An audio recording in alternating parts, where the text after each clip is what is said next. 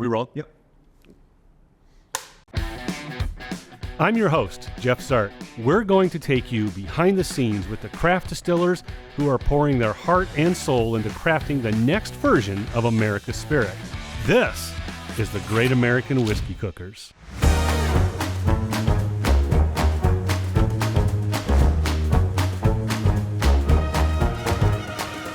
Building a distillery from scratch takes time and money. As luck would have it, Sideshow Spirits in Lincoln, Nebraska was in the right place at the right time. And to quote Cory, we can it up and still be okay. Check out the episode. Hey, this is Jeff with the Great American Whiskey Cookers. If you haven't already, like us on Facebook, YouTube, like and share our videos. Better yet, go to Patreon, subscribe, become a member. We'd really love it. You can get access to some behind-the-scenes stuff and some behind-the-scenes clips. Today, we are in Lincoln, Nebraska, and I'm here at Sideshow Spirits in downtown Lincoln, Nebraska, a stone's throw from the stadium here, and I'm talking with Cody and Kip. Cody's one of the owners. Kip is our master whiskey taster, and we are talking business about running a distillery. Yeah. Right? So Yeah. let's talk about the business of running a distillery. Yeah. You guys have been in business, the distillery, for almost, it'll be 4 years in December of 2024. Yes, sir. Yeah. Right? Are you in the black or are you in the red? Let's start right off. We are still in the red. We're getting close. We're building, and most of that is because we're tucking away as much inventory as we possibly can. Okay. So just economics. When we were looking for a place to do a distillery, there was a couple breweries at the time that we knew were kind of on the fence of calling it quits. And we knew, wow, the brewery is not everything that we need equipment-wise. We felt like it was such a good base, right, to start. So we were kind of looking for that in Lincoln. We had some conversations about another place. It would have been great, but ultimately we landed here. There was a brewery here out of California that had did a little pop-up. It didn't work for them. It's hard to manage a place from California. Yeah. So anyway, it didn't work for them, and we came in.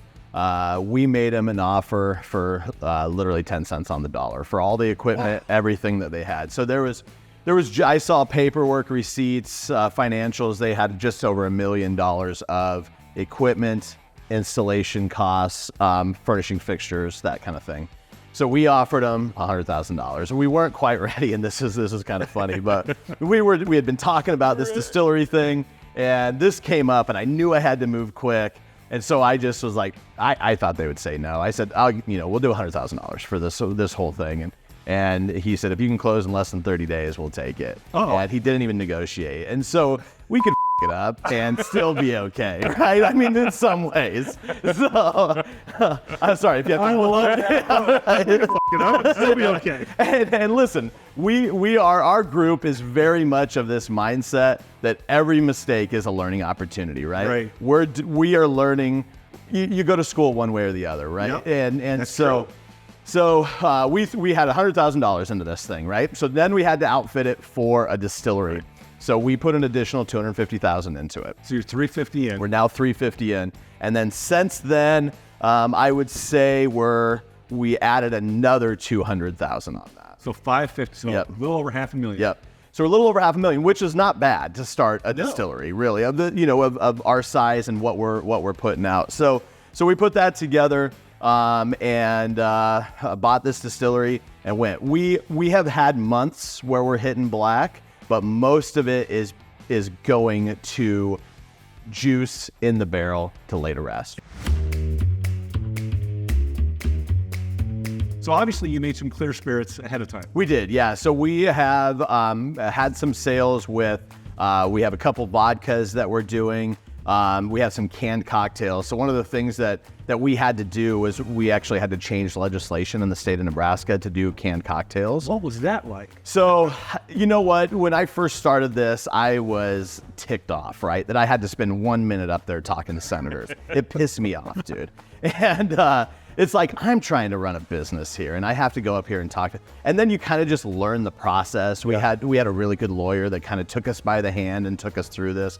And so us and Brickway Distilling out of Omaha went together, me and Zach and a few other individuals, and we went to the state senate and we said, hey, we want to bring canned cocktails into the market.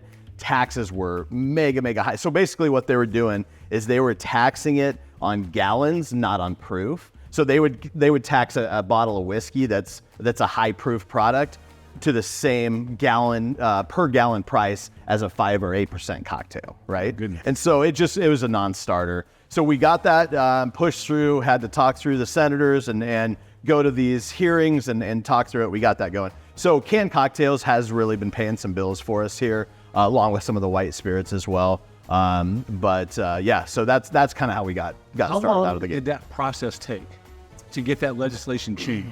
I mean, it was a full year that I was up there at that Capitol. I mean, at least weekly, if not daily, for a while. Yeah. Talk about drudgery. I know. Yeah, but you know what?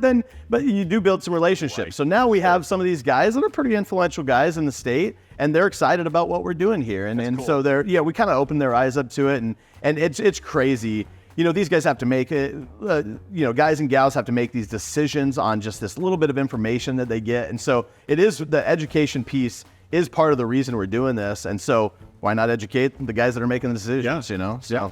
Was getting the legislation changed, was that the biggest hurdle in getting the distillery up and running? You know, that was one of the bigger ones, just because I think at that time, we were one of the top 3 in the nation for highest taxes.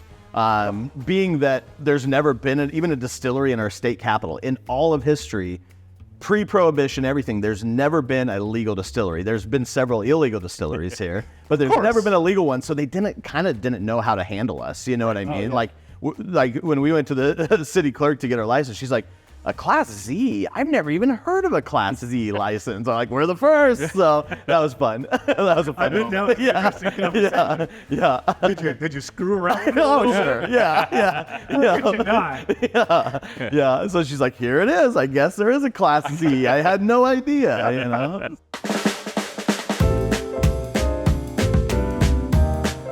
After we got that cocktail bill passed, we go, you know what? Let's go to the well again. Let's see what we can do. We kind of learned how to do this. We were a little less clunky.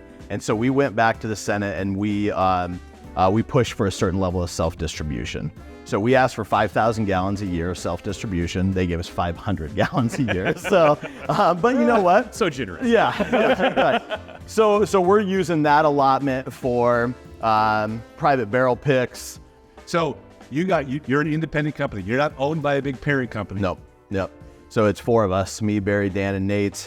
We started this thing in 2014 with the brewery, grown to 6 retail locations, 2 production facilities, and a warehouse, and about 140 employees now.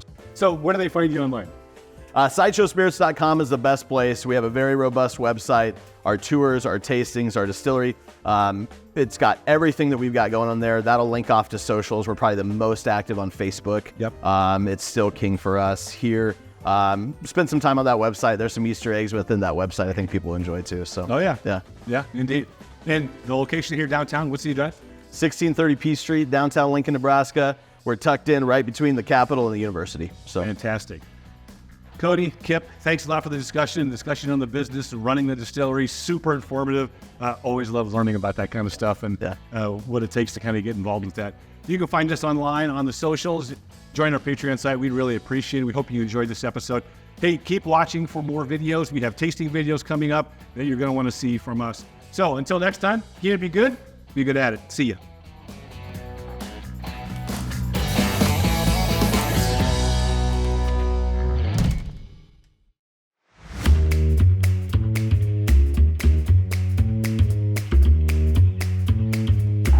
Cool. Love it. That was a ringer. Dude, you make it so easy. Yeah. That's the goal. Do a show of interviews, you make it so easy, bro. Like at the better. Get more relaxed. It's just gonna be better. Yeah, it's not supposed to be formal.